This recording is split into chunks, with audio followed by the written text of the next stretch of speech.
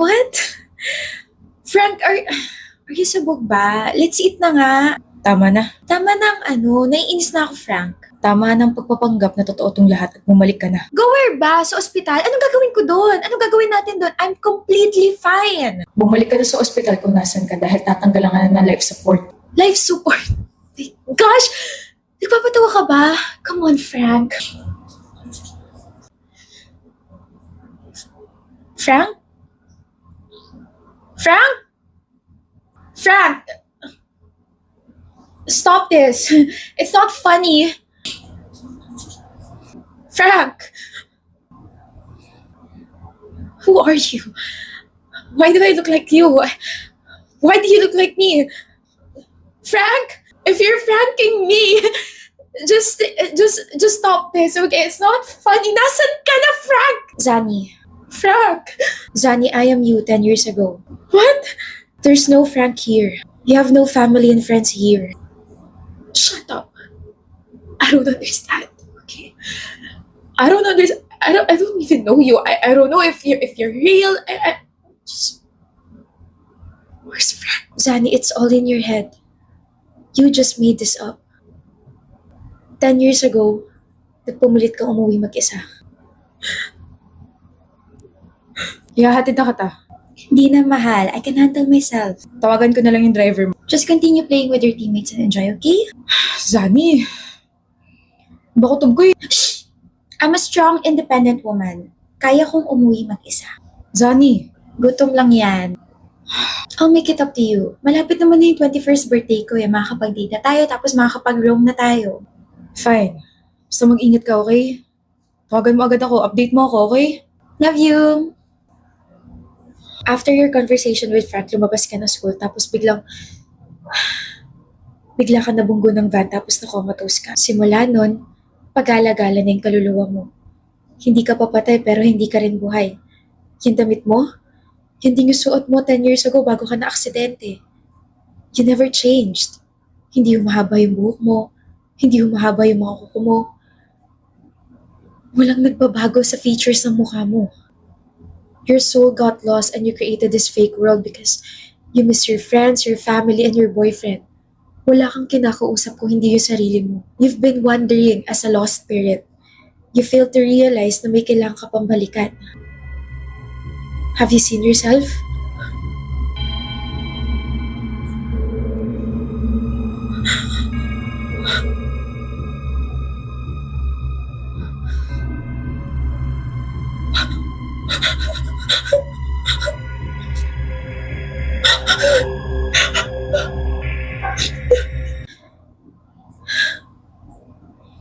That is the real you. Maputla at walang buhay. So to sum up everything, walang date na nangyari with Frank. Walang surprise flight na galing sa parents ko. Walang kwentuhan with my friends. Lahat yun. Galing na sa imagination ko. Bakit? Bakit ngayon lang? Bakit ngayon lang? Well, I'm feeling so happy. Kasi makakapagpahinga na tayo ng tuluyan. Nasaan ako? Ospital? Mommy? Dad?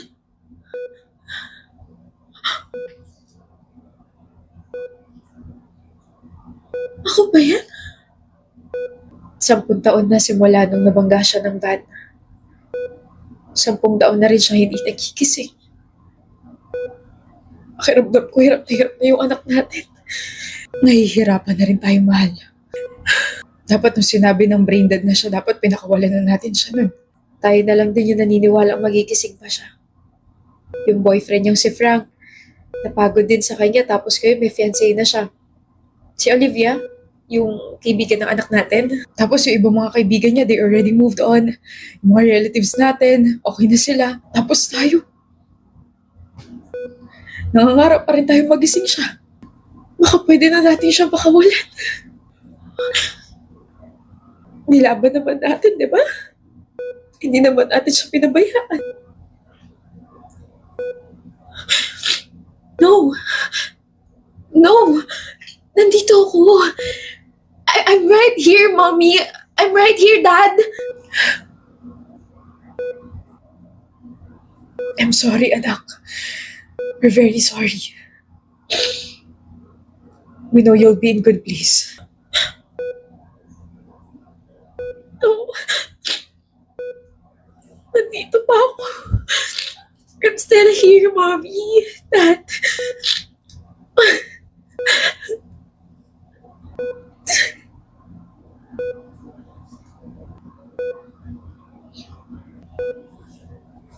No. No. I'm still here. I'm still here. No! Prepare ko na ba yung sarili ko? Kasi parang iba yung nararamdaman ko ngayon eh. Can I just say that you're one of the few people in my circle na sobrang funny, masaya kasama, and maayos kausap? I like how you put a smile on my face whenever you talk. Gusto ko yung energy na binibigay mo sa akin. That's why I like you, Heart. Pero, may karugtong na pero, diba? I like you, pero we're both different. Different in a way na I think we're not really compatible. Paano mo nasabi? Gusto kong mag-work kung ano man yung meron sa ating dalawa, but nahihirapan ako makakip up sa lifestyle mo. You love to party, drink, and hang out with your friends until 3 a.m. while I just love studying and read books in my apartment. Ano? Hindi kita marinig, Heart. Sorry, ang ingay pala. Ayan, lumabas na ako so you can hear me. Bakit napatawag ka? Punta ka rito sa club malapit sa kinainan natin last Saturday. Party tayo, KD. Heart, it's 1 a.m. And wala namang pasok. Pumunta ka na rito. Mag-enjoy tayo. Papakilala kita sa mga ibang friends ko. I'm sorry, Heart. I'm currently studying kasi. Sayang naman. Anong oras kayo matatapos? Hatid na lang kita. Uy, wag na. May driver naman ako. He's waiting outside so I can manage. Are you sure? Yep. Okay. Let me know kapag nakauwi ka na. Okay. See you sa Monday. Have fun, Heart. Sayang. Second year ka pa lang and I know you want to enjoy your college life pero I don't like that you're neglecting your studies. It's stressing me out. Napansin ko rin na hindi pa nga tayo, hindi pa ako naliligaw. Nandito pa lang tayo sa stage na we both like each other, getting to know, pero nagiging dependent ka na sa akin ng sobra. And I'm scared na if I will keep pursuing you, baka hindi mo na kayang tumayo sa sarili mo mga paa. Para kasing pakiramdam ko, I'm being a parent to you instead of someone you can like. I'm sorry, Heart. I try to include myself in your life. Pero nakaka-drain kasi. You know, nakaka-drain, nakaka-stress, nakakatakot. KD, I'm sorry. Thank you, for, for telling me all these things instead of ghosting me. God knows how much I like you, KD. Kasi nasa'yo na lahat eh. You're understanding, you're very intelligent, mature ka, alam mo yung mga ginagawa mo, and alam mo yung mga priorities mo. Honestly, hindi ko alam kung ano yung mararamdaman ko ngayon. Hindi ko alam kung mag-walk out na ba ako. Kasi nasasaktan ako na marinig yung mga sinasabi mo. Grabe yung kahihiyang nararamdaman ko ngayon kasi minsan na nga lang ako gustuhin. Hindi pa compatible sa isa't isa. But it's fine. Hindi ko naman pwede ipilit yung sarili ko, di ba?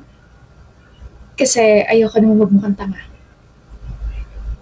Lilipas lang din to. Ano na to? It's just a phase.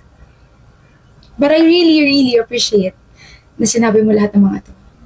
Alam mo ba na there were times na I feel like you're getting annoyed sa mga ginagawa at sa mga sinasabi ko, but I brush it off. Kasi I want our progress to have a positive outcome. Pero,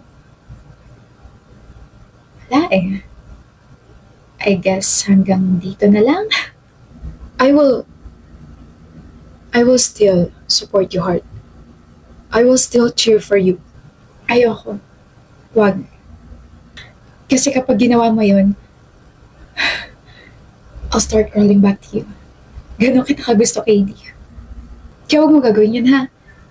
Let's just pretend we're strangers. Kasi wala nang rason para magkamustahan, magkatinginan. Ha? Okay. It was nice knowing you, Katie.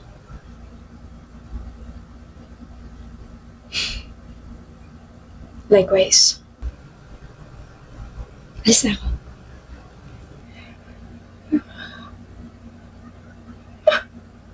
Bakit ako naiiyak?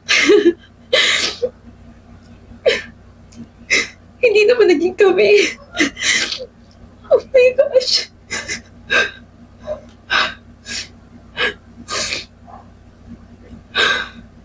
Nakakainis.